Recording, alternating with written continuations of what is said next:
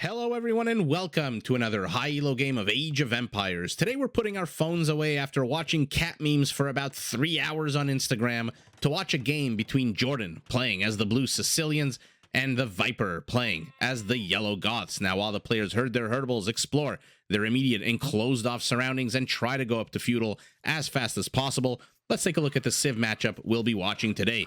Now, the Sicilians are a civilization whose strength flows from their static defensive structures. Sicilians start the game with 100 extra stone, as you can see at the top left of your screen, which is fantastic because they build town centers and they build castles twice as fast as normal. Starting in feudal, Sicilians can also build their unique structure, the donjon. Think of this as a mini castle that gains HP and armor as the game progresses, and starting in Castle Age does start shooting multiple arrows even when ungarrisoned. Now, donjons like Bulgarian Krepos can also be used to train the unique unit of the Sicilians, the Sergeant. This is a fairly middle-of-the-road tanky infantry unit that is the only unique unit that can be actually built and trained in the feudal age. But by far, the coolest feature of the Sicilians is their ability to call the First Crusade, where each town center spawns 7 sergeants, up to a maximum of 5 town centers, and therefore 35 sergeants. Now, like all infantry units, the sergeant is susceptible to archer fire, so to help protect it on the field of battle, Sicilian knights and cavaliers can be upgraded to get extra armor, and all Sicilian infantry, cavalry, and archer units take 33% less bonus damage.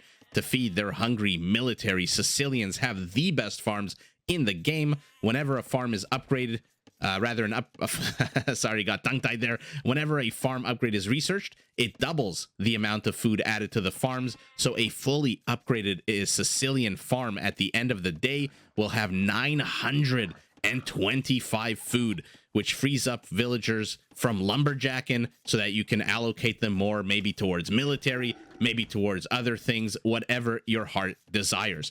Now, playing against our blue Sicilian, the Viper is, as the Goths, a single-minded civilization that pushes its players towards one structure and one structure alone. I am, of course, talking about the barracks. These start out the game working 20% faster, but can be upgraded to work more than 200% faster, which is great because the Goths actually get 10 extra population space in Imperial, capping out at 210 versus the usual normal 200. Now, all Goth infantry units get progressively cheaper all the way until Imperial, when they're discounted by 35%, and all Goth infantry get a progressive attack bonus against buildings up to +3, which means that in the late stages of the game, the Goths are incredibly powerful at taking down buildings. Now, the Goth barrack itself can also be upgraded to train the unique unit of the Goths. I am, of course, talking about the Huskarl. This is an infantry unit that comes with one very impressive set of skills, and that set of skills is killing archers. It comes with a good attack bonus against archers and base pierce armor that makes it basically immune from almost all archer fire in the game. Now, to feed their big hungry population, Goth hunters are stronger and carry more, and Loom is researched in literally under 1 second, so they are harder to kill right from the beginning of the game. So, as I've been talking about the civs, both players have gone up to 18 villagers, 1 military apiece. The Viper's scout taking a look at the north side of the map. JorDan's back in his base in the safety and security of the palisade walls. Now remember, Goths, meant to be a super duper aggressive civilization, do not get stone walls. So once these palisades fall, if they fall rather, the Goths have to basically rely on either more palisades or structures to wall themselves off. If you've noticed, this map actually is not Arabia, is not Arena. This is Hideout. I'm going to zoom out so everyone can see the map. Apologies to anyone on a smaller screen. There's a big Tesla-shaped forest in the middle. Usually in Hideout, there is one side that has a shorter rush distance, and then another side that has a much longer rush distance. In this case, we're talking about the north side of the map, and just like Arabia, just like Arena, this map does come with 5 relics. Some of them super close to the base, some of them super far from the base.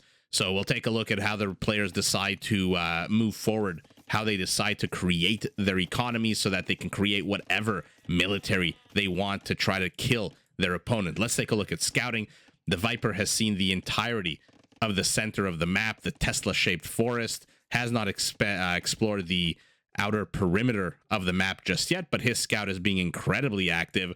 JorDan also having explored, I would say, most, not all, of the ooey gooey center of the map, but now exploring the outside. JorDan first to click up to feudal on the back of 23 villagers. The Viper going up to 26 villagers on the back of 680. Food, we'll see what that means. If it means a fast castle by him, he is already starting to gather the gold necessary, which indicates that is exactly what he wants to do. Let's take a look at his structures.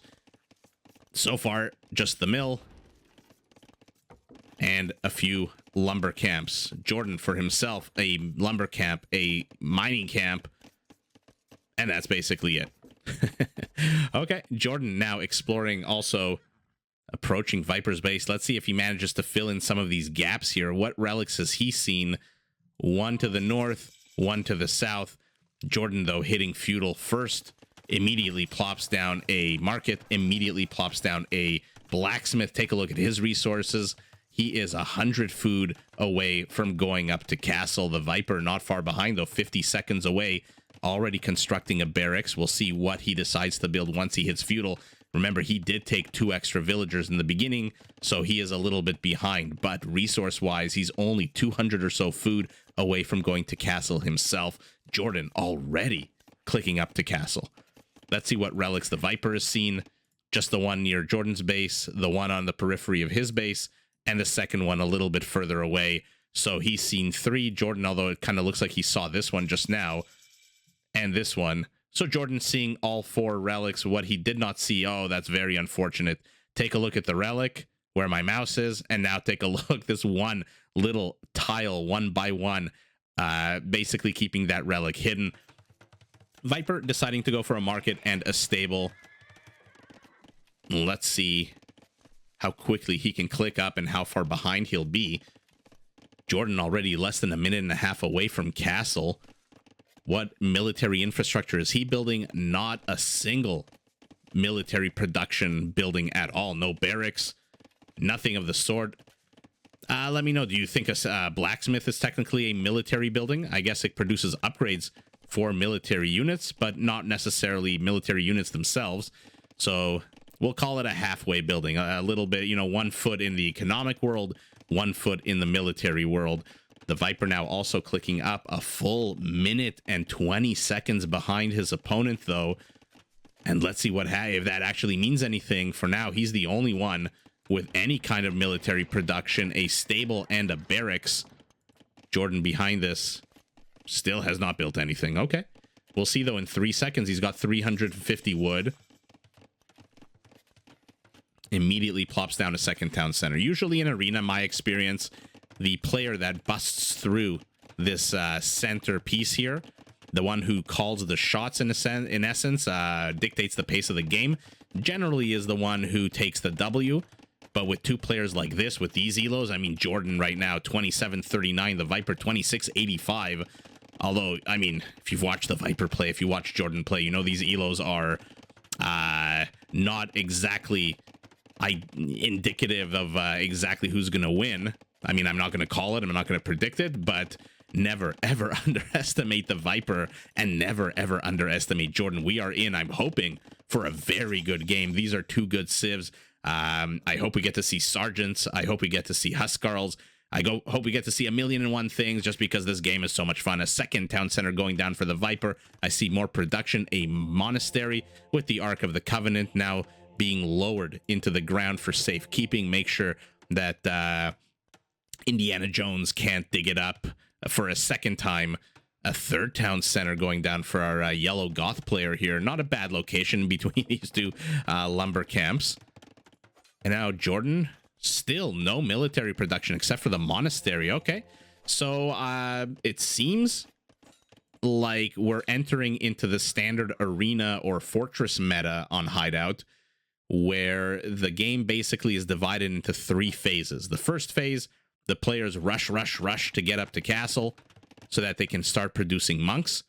The second stage of the game, the monks come out, generally followed by scout cav, light cav, maybe a spearman or two to protect the cavalry or to protect the monks against cavalry, either or. And then they start gathering the relics. The Viper here knows that this relic is very close to his opponent. We'll see if he decides to go after this one first. For now, distracting, putting pressure on here for the Viper. He does not want a monk to come out of here. He knows JorDan hit castle first, and here comes that monk. I wonder if it would have been better to just lay a trap for him. But no, Viper decides aggression is the way to go. Decides to say, hey, if you want to come out of this gate with your monk, that monk is going to die. Third town center going down for our Sicilian. But anyway, as I was saying, stage 1, everyone rushes up to castle so that they can build monasteries. Stage 2, the monasteries become the primary building of the game. Everyone builds monks. Viper has upgraded his scout cavalry to light cavalry to protect and his units, but more importantly to snipe enemy monks. In stage 2, all the monks start gathering the relics. They start picking them up until all 5 relics are essentially accounted for. And then stage 3 begins, which is my favorite stage and probably yours as well, is where the players with a much better developed economy, she needs to find a different place to lumberjack, with a better economy, a solid foundation, create armies and just start beating the shit out of each other until one of them GGs, one of them taps out. And now the Viper patrolling up here as well. He knows where this oh my god, where this relic is, and he has seen 1, 2, 3, 4 relics himself. Which one has he not seen? Oh no, never mind. He's seen all 5 because he's already collected 1 relic. The Viper out on the map with 3 monks. JorDan, a little bit scared, I guess. Saw the light cav, or I guess at the time they were scout cavalry with his monk. He has no military whatsoever. His scout died somewhere out on the map. We see his remains over here, and now Viper tiefing the relic that was literally on the footstep of JorDan's base. JorDan can't possibly be happy with that. The Viper now sitting on 2 relics. He's seen the 3rd, but he's going for the long distance one. I love this play, by the way. If you can, if you have the opportunity to, always go for the relics, always go for the resources that are further away, because if you lose control of those, the ones that are right next to your base are always going to be there. They're always going to be easier for you to take. So if you can take a little bit of a risk, especially at this early stage of the game, send your monk out very slowly. JorDan making 0 effort to go out onto the map. Let's take a look at his base while the Viper continues to gather relics. Still not a single military building at all. Instead, opting to upgrade his stone miners and all his villagers with handcart. The Viper very slowly making his way to this 1 relic here in the corner of the map. Another monk has since come out, taken that 4th relic, and now the Viper will have essentially all 5 if he can get this relic back home. But my god, is this not an insanely arduous trip? Take a look at this entire way that monk has to go before he can reach the safety of his base. These light cav are going to have to be essential in protecting him. Not that JorDan is really producing anything. I mean, my god, is he booming. He has given up total control of relics. He says, I know Isaac's philosophy on the 3 stages of arena, fortress, and now apparently hideout. I'm just going to ignore it. I'm going to boom while the Viper focuses on monks and spends gold on that. I'm going to out villager him. Look at him going up to 82 villagers to the Viper's 72. So he's a good 10 to 15% higher villager count than his opponent. Viper, though, being annoying, continuing to just make himself known here in front of JorDan's base, keeping him distracted. Where is this monk going? What is he trying to accomplish here? And we'll keep our eye out. Oh, no, JorDan just decides, you know what? I'm just going to delete that monk. What do we have here? A university, another non-military building by JorDan. Okay, a university going down for Viper. His monk has made 2/3 of the journey already, and now Viper will be sitting on all 5 relics. Finally, a castle being built. Viper sees it, though, immediately. I wonder if that was JorDan's plan. What is happening here? The Viper furiously right-clicking on any villager he can. Look at this insanity happening right here. This is like a game of musical chairs. Everyone comes, And then everyone just runs away. The Viper being so annoying with this one monk. JorDan, though, take a look at that. Imperial Age, 25 minutes into the game. I'm hoping we get to see some kind of explosion of military out of him. For now, building more houses. He is 10 away from being supply blocked, and these houses never finished. Siege workshop for him. Okay. Very interesting strategy here by JorDan, completely giving up all the relics. Now remember, Sicilians, their siege workshop is it's almost impeccable, I would say. They do not have bombard cannon, and that's it. So JorDan is going to have access to some big heavy hitting units very soon. The Viper, though, only a minute behind his opponent.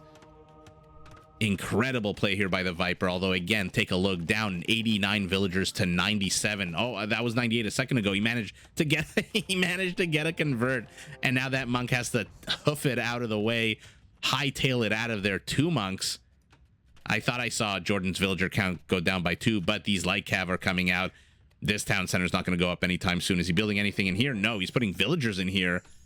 JorDan idling his villagers in such a way that now him and the Viper are almost identical in productive villager count. We'll take a look at the end of the game. Hopefully it lasts a nice long time. 2 blacksmiths. Oh my god, the Viper feeling rich as Criosus getting 2 of these so that he can upgrade 2 different upgrades at a time. And now he's coming forward with how many? 7 oh, no, okay, never mind. Viper apparently did not like the placement of these barracks, decided that he needed the wood for something else, and is now... What is he building? I'm not too sure what else he decided to build here except the 5th town center, but we've got siege upgrades. Onager on the way for our blue Sicilian. Now lumberjacks furiously jacking lumber. Oh, this is what he was trying to build. Oh, he's being so annoying as the Viper. You can tell he's having fun playing this game. He's trying to lame a lumber camp. Okay. 3 barracks, 3 archery ranges, a castle, and a siege workshop. Take a look at the upgrades going down. We've got pikemen. We've got conscription, so his units are going to be produced faster. Squires, forging, chemistry, these are all juicy attack upgrades. And now JorDan busts his way into the Viper's base. The Viper has 1 military. What the hell's he gonna do now? JorDan, though, not really backing this up. What is he getting? He's going for the first crusade. Guys, in 19 seconds, keep an eye out on all of these town centers. I know there's an onager in the Viper's base, but this is more important. Take a look in 7, 6, 5, 4, 3, 2. Oh, you love to frickin' see it. And now the sergeants with very weak upgrades moving forward. They're getting arson. They're getting defensive upgrades. And now take a look at the military count, 43-2. He's literally at 2,000, 100% better, stronger, more voluminous military count, which is all just a fancy way of saying higher military count, because of course the Viper won't get murder holes. These sergeants might be doing a bit too much damage, but for now, they're kind of just walking around. Do something, attack something, go after villagers. Their armor is not terrible. 7 pierce armor, 6 melee armor. Setting up an opposing castle is JorDan to the immediate north, but here comes the Viper with his faster working barracks. Unfortunately for him, he placed them all the way over here. Luckily for him, didn't place all 7 over there, or else he would be in complete GG, give up the game mode. But now JorDan, walking straight into a castle, has lost about half of his sergeants. Oh no, what a disastrous first crusade here by JorDan. Loses a huge amount of these sergeants. He's only got 18 left from the 35. So literally half, but they will pick and prod away at these town centers if they continues attacking them. No, I don't know what the hell JorDan is doing with his sergeants. 13 of them left. Managed to get a town center. But at this stage of the game, 33 minutes in, both players are in Imperial. Viper doubling down on infantry upgrades because of course he is. He is the Goths.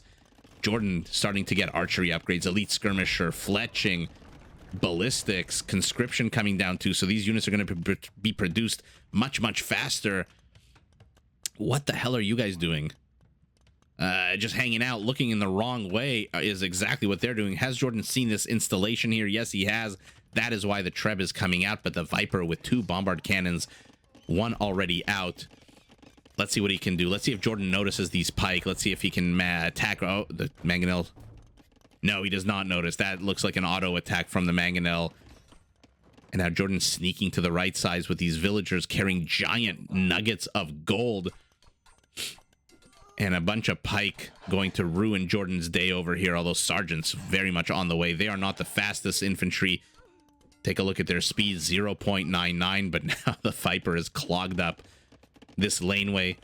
The Viper is moving forward with a bombard cannon. That is going to demolish this Treb. 1 more shot needed. 3 in total to take an unpacked Treb out. And now he's coming forward with hand cannoneers. Elite skirmisher upgrade on the way as well. Military count still very much firmly in JorDan's favor, who is now moving forward and attacking this castle right here, although has to disengage. You do not want to start losing all your units. 4 Trebs in total for our blue Sicilian. A shit ton of sergeants, but how will he respond to this bombard cannon? He has to chase it, but he's got nothing fast. There's nothing that can actually quickly chase this. Not that the bombard cannon moves very fast, but it is covered by a castle. Okay, he should get this. They will poke and prod it until it dies. Yeah, the Viper decides to turn around and says, I know you're going to catch me. Let me try to get off 1 shot before you do. And his castle falls. But already a secondary castle getting ready to be put up. 17 hand cannoneers. How many pike? Only 6. Viper's house is still being annoying to the north, although no more wood chopping going on there. And now JorDan decides to target the juicier, more expensive hand cannoneer units. Doesn't get a single one though, and the Viper absconds into his town center with all of them, which now number 20. This is definitely a fight the Viper can take, especially with castle fire. And by the way, it's a fight he has to take, even though he's going to lose a bunch of these hand cannoneers. Okay, managing to lose only 3 so far. JorDan with the ballsy backstabbing castle. This is going to decimate this gold line, perfectly placed to capture any villager who wants to mine that gold. Viper, though, trying to circumnavigate his opponent with a barracks. And now let's see what the players can do. We've got sergeants, we've got elite skirmishers streaming in, but JorDan needs to come up with an answer to these hand cannoneers. What is he trying to build here? He's literally building elite skirmishers only. And let's see, another castle going down for a Viper. I love this location. Take a look at this King of the Hill castle here that's going to attack these sergeants who are trying to make their way underneath that town center. And Huskarls are out. Oh god, these Trebs are in trouble now. How many is he building? Only 7. 4 Trebs for the Viper in production. 2 for JorDan, although once... Oh, okay, I was going to say once this one goes down, it's going to be a lot less. The Viper out of stone, though. How is he going to... continue repairing this castle? A very exposed Treb here, but where the hell are these elite skirmishers going? Are they just trying to distract the Viper so he doesn't send his Huskarls to kill the Treb? Oh, we've got elites, sergeants rather, elite now attacking Huskarls who are also elite. We'll compare their stats afterwards. I want to see exactly what we're working with here. Still saves this Treb from the Huskarl. My god, do they take a long time to die from these sergeants. I don't think they have an attack bonus against Huskarls. No, only Eagle Warriors. But again, how is JorDan going to respond to these hand cannoneers? Still has 8 of them. Building 4 more at a time. I guess he's responding by building castles. Remember, they build castles twice as fast. So you need half the villagers if you want to maintain production with your opponent. If you want to build it faster, a little bit more than half. My god, is it me or these Huskarls just refusing to die? Although now... finally dead. Let's take a look at their armor at the moment. 10 pierce armor. I mean, this is why I said in the beginning they're basically immune from most archer fire. 10 freaking pierce armor, but shit melee armor. JorDan streaming in villagers for some bizarre reason. He is not supply capped. There is no reason to be sacrificing villagers at the moment. Decides to wall himself in. Okay, he's the one who busted this way wide open. Now he's the one. Oh god, you're stuck on the wrong side. You are Owen Wilson and behind enemy lines. Get the hell back into your base. Huskarl streaming from these barracks. While we weren't looking, our yellow Goth must have researched Anarchy. By the way, one of the coolest named upgrades in the game, Anarchy. How cool is that? And now his barracks can produce Huskarls all the live long day. That being said, JorDan is pushing him back. Has run into a bit of a stiffer resistance here in the center of the bottom of the big Tesla sign. But the Viper has been pushed back from where he was before. Now JorDan's going to take this stone. Good for him. He's only sitting at 200 stone. Needs more to repair this castle. Viper with 4 trebuchets does manage to, or did manage to get rid of this castle. And now he's going to lose these outposts. He's going to lose vision of the northeast of the map, but doesn't really matter. The main theater of war remains here in the 8 o'clock position. Viper now completely supply capped at 210. 40 supply ahead, 35 supply ahead of his opponent. Although in quality terms, I mean, 21 sergeants beat out 13 elite skirmishers, but 17 elite Huskarls. And now 22 seconds away from Blast Furnace. We'll see how much damage they can cause. I mean, take a look at the armor on the sergeant. +3, +4, 8, and 7. I mean, that's just redonkulous. What does Viper have here? Okay, Viper does not want to put any kind of aggression in the center of the map. Take a look at how far his watchtower, his outpost, rather, can see. But does lose a castle here and might lose this treb. This is 5 sergeants. Elite skirmishers are going to do bupkis against this. JorDan, knowing his opponent, knowing he's prone to getting stabbed in the back here by these Visigoths, these Gothic hordes, builds a wall very preemptively and very wisely. But army supply still identical almost to both players. But right as I say that, JorDan loses a whole bunch of units, and now he's down 10 army supply. I like JorDan's villager count a lot more than Viper's. Viper's at a 154, but because it's the Goths, you really have to think of that as almost 144, which I think is a little bit of overkill if he's starting to go trash. Not that he's going trash yet. He still has 1,000 gold in the bank, and now he's working away at these walls. Instead of repairing them, this villager is building a supplementary backup wall. Not sure he'll finish in time this entire area. We'll keep an eye out on that. For now, elite skirmishers managing to push back 8 pierce armor sergeants. I'm not too sure how that happened. Let's see what this villager ends up doing. Okay, come on. And the Goths have managed to bust their way into Sicily. Just like they sacked Rome, now they have moved south, and the yellow Gothic hordes are hungry for Italian blood here. And I'm saying Italian in the general sense, not the civ in the game, the Italians. And what are they going to do? Okay, for now, nothing. We'll keep an eye on them, see what they are up to at the 47-minute mark of the game. Now Viper shooing away these Sicilian light cav. But again, he has been pushed back. His structures are falling. But I guess the good thing for him, though, Sicilians don't have hussars. And so light cav is the most he's going to have to contend with. And if that's the most he has to contend with, his halberdiers are going to have a field day. Sergeants moving forward, a lot of them, 27 sergeants. I mean, the Viper has 13 Huskarls. There's 3 up here in the north raiding. I'll put a picture in picture. Where are the other 10? Where the hell are all these Huskarls? Oh, no, now he's down to 5. Okay, I guess they were all here in the front, and they all ended up dying.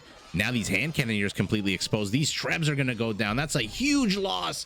4 frickin' trebs, 1,600 resources, 800 gold, 800 wood. Oh, down the shitter here for the Viper. Very good catch for our blue Sicilian. Okay, maybe not all 4. Okay, Viper managing to save one. So only 1,200 resources going down instead of 1,600. Oh my god, this is hilarious. That's freaking hilarious. Viper, backup castle. 2 trebs have retreated, have reached the point of no return, and now engage again, moving forward. But there's no structures for him to attack here, except for these donjons. He's got quite a way to go. Why is JorDan retreating all the way back here? These lumberjacks are very exposed. I gotta see this again. This is freaking hilarious. I mean, come on. Who among us hasn't built a 7-wall thick, how do I put it, encumbrance on the map, but on Hideout? I don't know, maybe on Black Forest.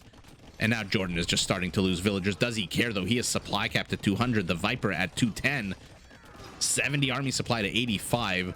And now the Viper and JorDan engaging. This is where he was going, JorDan. Right up the center, right up the guts of the Viper's base. But there's a freaking traffic jam here. Get these villagers out of the way. Get these elite skirmishers out of the way. Move the hell out of the way. Give your trebs room to come in.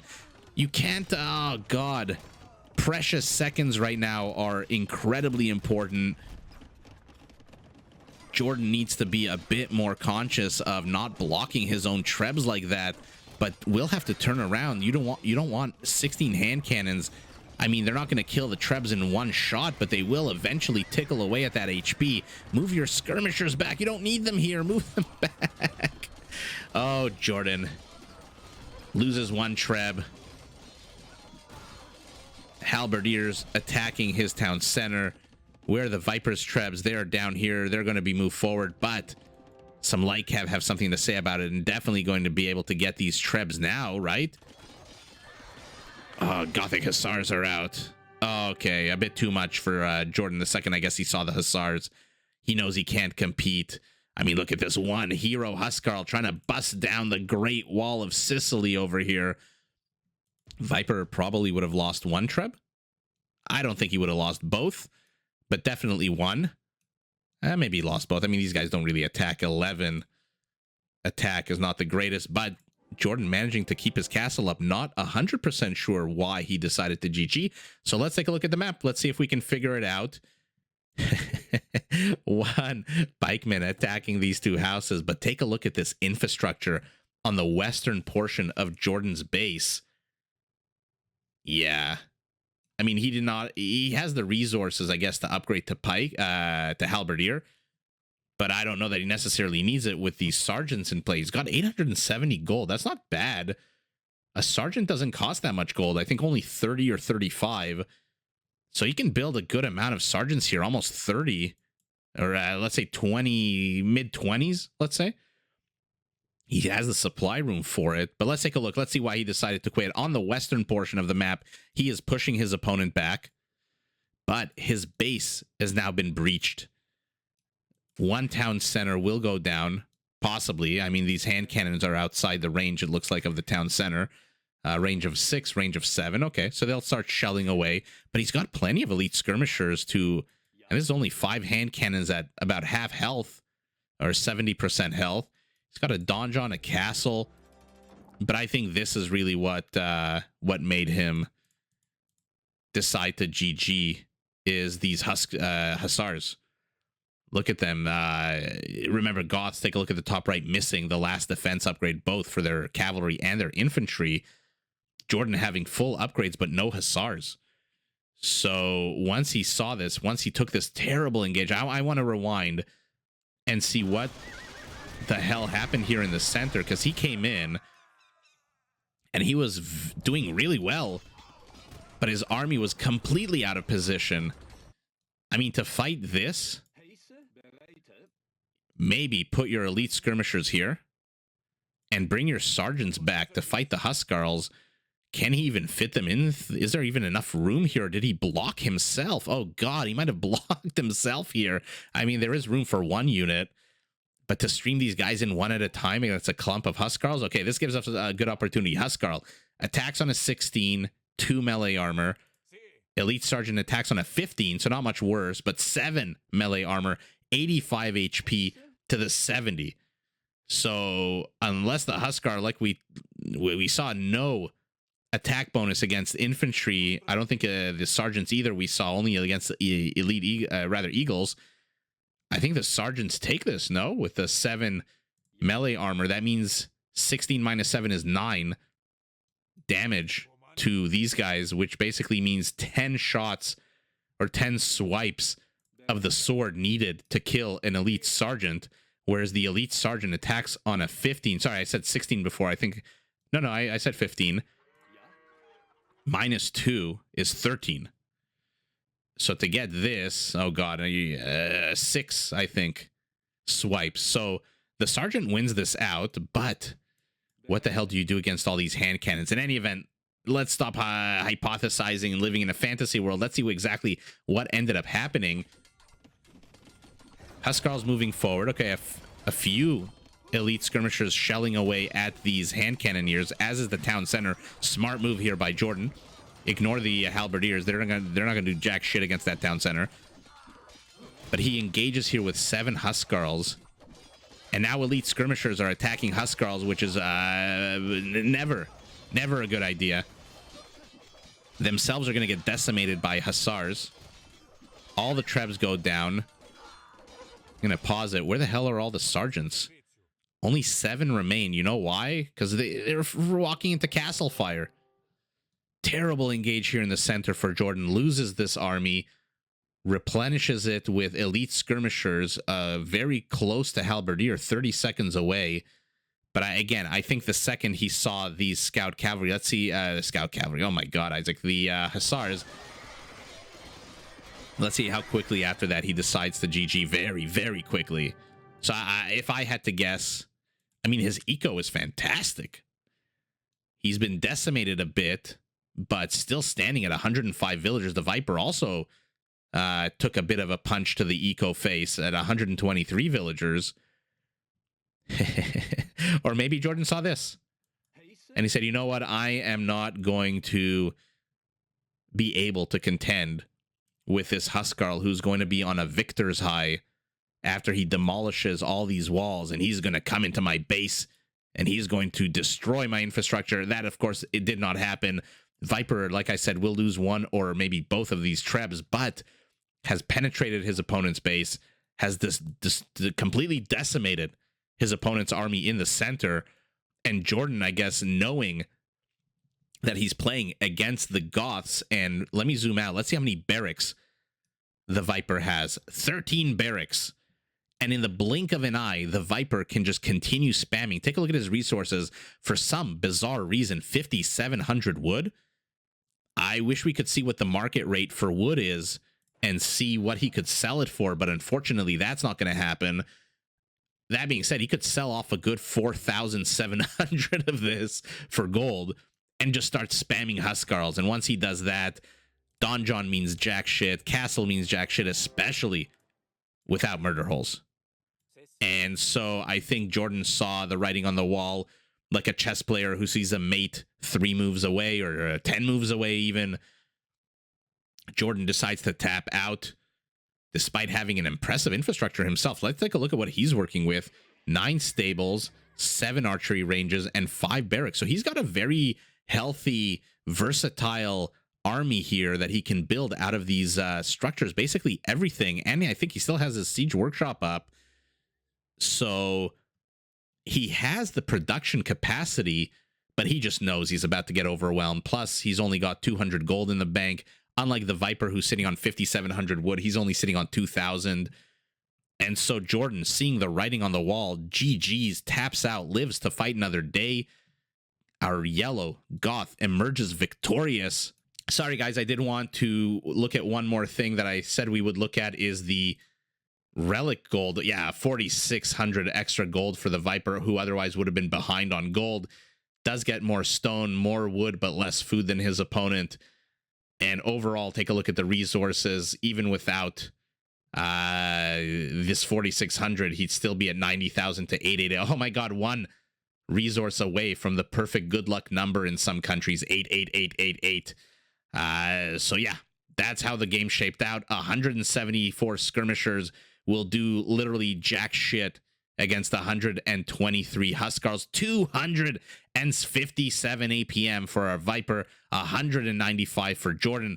Oh, look at that juicy kill count. We're well over 700. 323 kills for JorDan, 400 for the Viper. Both almost identical villagers, civilian massacres. 63 killed by our Sicilian, 65 by our Gothic player. And just like in real life, the Goths storm the Italian coast, the Italian mainland, take Sicily. The Viper taking the big W, but GG to both players. Did you enjoy this video? Check out these other clips and make sure to subscribe and enable notifications so that you're notified of my latest uploads.